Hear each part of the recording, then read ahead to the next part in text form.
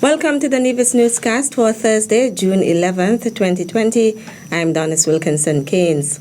On Wednesday, June 10th, the Federal Ministry of Tourism, the St. Kitts Tourism Authority, and the National COVID-19 Task Force facilitated a stakeholder meeting with the operators of eateries in St. Kitts and Nevis on the proposed reopening of the local economy.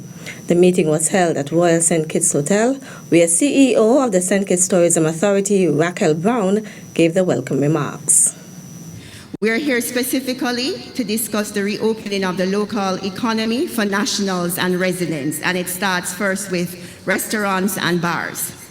Our tourism product here in St. Kitts and Nevis is very diverse and encourages visitors to leave their hotels to dine around, go to any beach they choose to, leave one hotel and go to another hotel if they decide for a day pass, visit craft vendors, and enjoy the destination through excursions. The first phase of reopening in many Caribbean destinations do not allow or encourage visitors to leave their hotel or their resort. Our reopening will be guided by the COVID-19 task force, and the way forward is really not one shoe that will fit all for every Caribbean destination.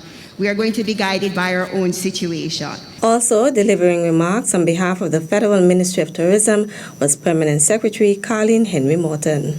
From the Ministry of Tourism, we are appealing to you, stakeholders, once we would have agreed on protocols, to act responsibly in ways that will reflect the seriousness and deadly nature of COVID-19.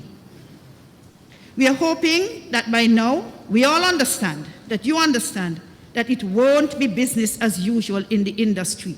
Serious changes are going to have to be made in how you operate. All of this is in your own personal best interest and that of your business, because this is how you will ensure, we will ensure, that the reopening process goes smoothly and continues on to the next phase.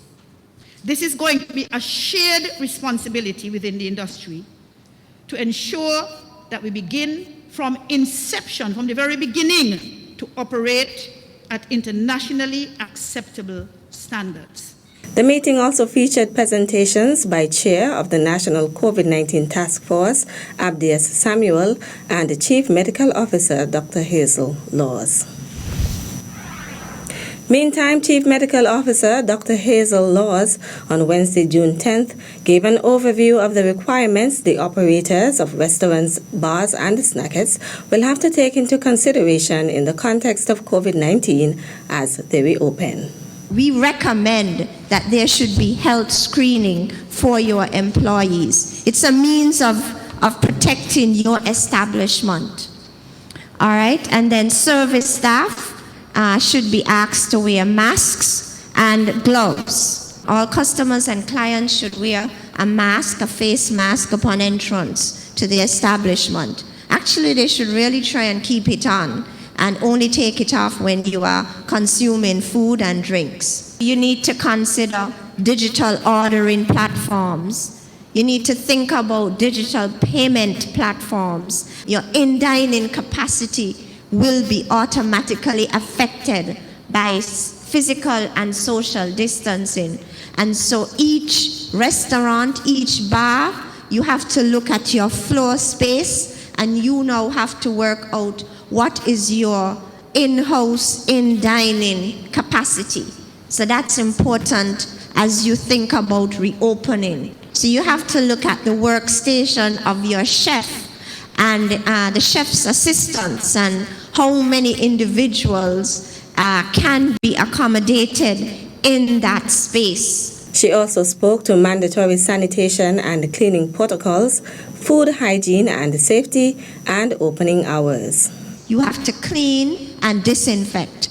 And the science and the literature also says that for COVID-19, the disinfection requires wiping and not spraying. Some restaurants say as frequently as hourly. You should try and stay away from self-service buffets at this time, because self-service buffets, if you think about it, you have an increased risk of spread in such. At present, our curfew begins at 8 and it goes until next morning 5 a.m. And so that's going to become very important. Okay, so if restaurants and bars will be allowed to be opened, what time should the curfew begin? Dr. Laws was speaking at a tourism stakeholder meeting at the Royal St. Kitts Hotel.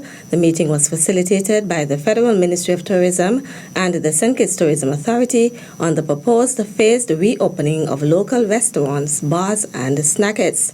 The operators of these establishments in Nevis joined the meeting via Zoom at the Nevis Performing Arts Center. Dr. Carissa Etienne, Director of the Pan American Health Organization, PAHO, says preparing for hurricanes is critical to mitigate the spread of COVID-19.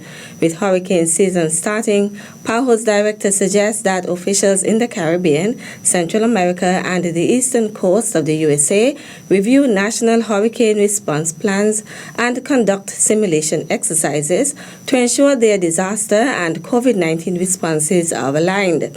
They should also plan for potential disruptions to the care of critically ill patients and refine evacuation plans.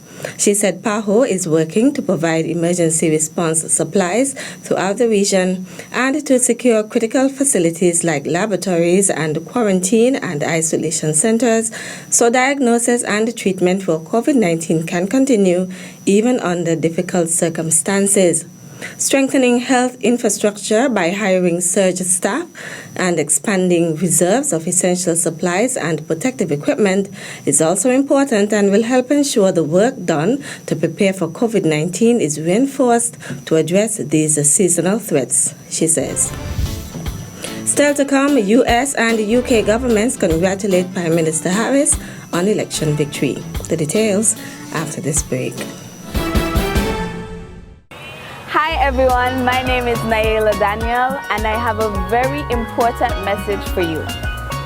Be safe, protect yourself and others, and practice social distancing.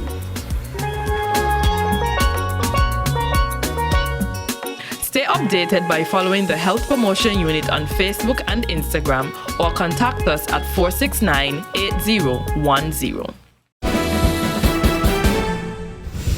Welcome back.